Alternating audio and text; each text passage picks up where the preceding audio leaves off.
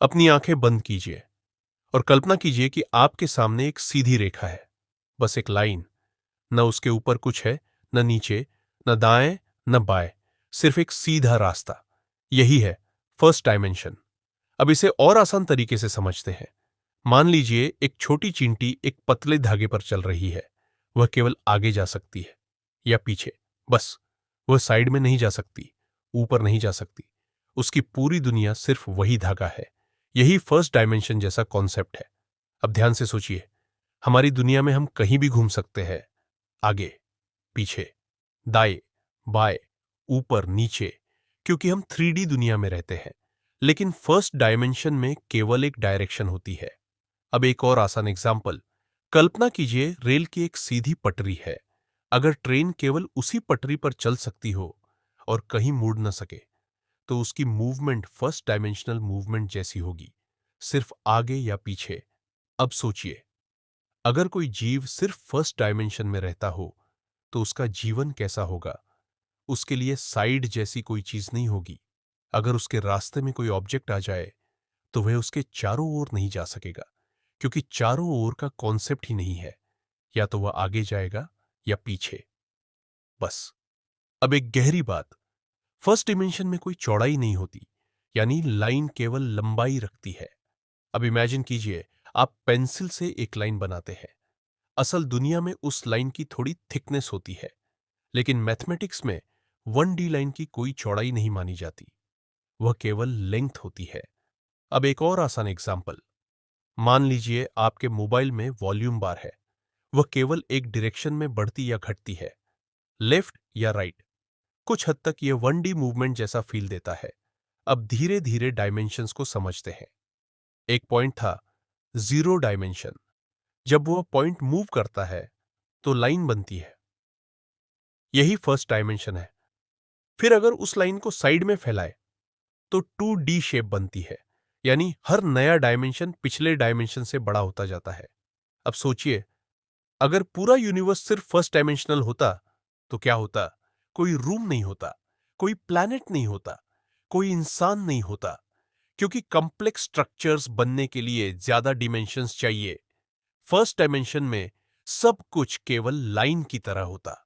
अब एक फैसिनेटिंग कल्पना कीजिए, अगर फर्स्ट डायमेंशनल क्रीचर हमारी दुनिया को देखे तो उसे सब इम्पॉसिबल लगेगा, क्योंकि हम साइड में जा सकते हैं। हम उसके लिए ऑलमोस्ट मैजिकल होंगे। अब इमेजिन कीजिए एक नॉट धागे में फंस गई है। 1D क्रिएचर उस नॉट को पार नहीं कर सकता, लेकिन आप आसानी से धागा ऊपर उठाकर नॉट हटा सकते हैं। उसके लिए यह मिरेकल जैसा होगा। यही हायर डायमेंशंस का पावर डिफरेंस है। अब सबसे महत्वपूर्ण बात, फर्स्ट डायमेंशन केवल मैथमेटिक्स का आइडिया नहीं है। यह हमें डायमेंशंस की शुरुआत समझने में मदद करता है, क्योंकि point arrow 0D line, arrow 1D surface arrow, 2D space arrow, 3D, यानी पूरी ज्योमेट्री धीरे धीरे डिमेंशंस बढ़ने से बनती है। अब सोचिए, अगर उनके रास्ते में कोई चीज आ जाए तो वे उसके साइड से नहीं जा सकते, क्योंकि साइड जैसी कोई चीज उनकी रियलिटी में एग्जिस्ट ही नहीं करती। उनके लिए पूरा एग्जिस्टेंस एक सिंगल रास्ता है। अब इमेजिन कीजिए, दो 1D क्रीचर्स एक दूसरे के सामने खड़े हैं। क्या होगा। वे एक दूसरे का रास्ता रोक देंगे। वे साइड में हट नहीं सकते, यानी उनकी दुनिया में ट्रैफिक जाम हमारी दुनिया से भी ज्यादा स्ट्रेंज होगा। अब एक बहुत अजीब बात, अगर 1D यूनिवर्स में कोई बड़ा ऑब्जेक्ट बीच में आ जाए तो वह पूरा यूनिवर्स दो हिस्सों में बांट सकता है, क्योंकि कोई उसके चारों ओर नहीं जा सकता। अब सोचिए, उनके लिए प्राइवेसी कैसी होगी।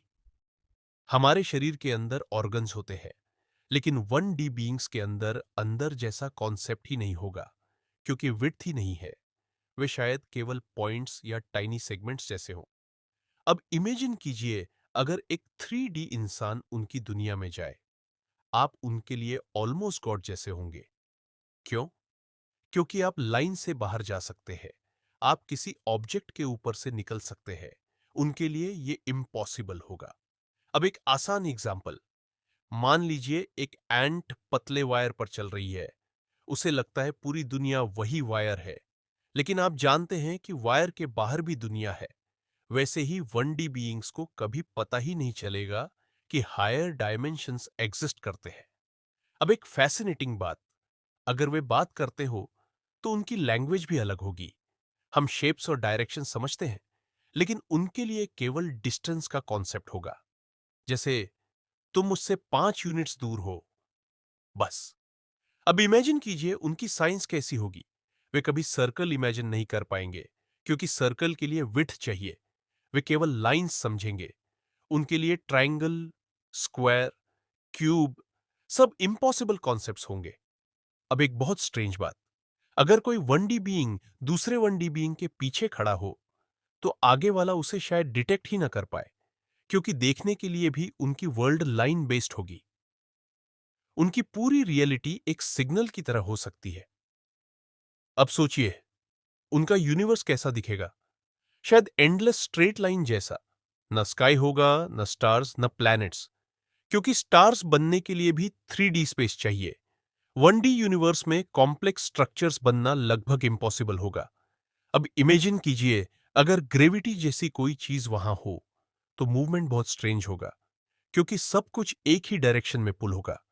अब एक और वियर्ड बात, अगर उनकी दुनिया टूट जाए, तो हमारी दुनिया में हम ऑब्स्टिकल के चारों ओर जा सकते हैं, लेकिन 1D बीइंग्स के लिए एक ब्रेक का मतलब होगा आगे का पूरा यूनिवर्स अनरीचेबल।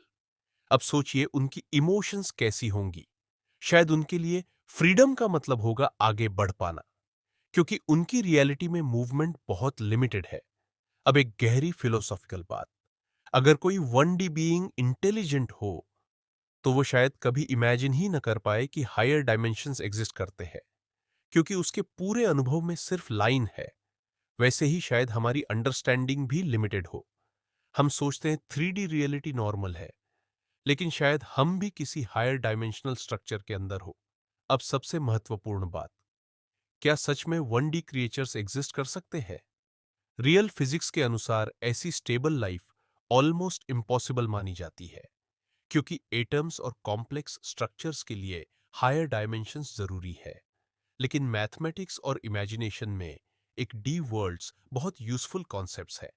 वे हमें यह समझने में मदद करते हैं कि डायमेंशंस रियलिटी को कितना बदल देते हैं।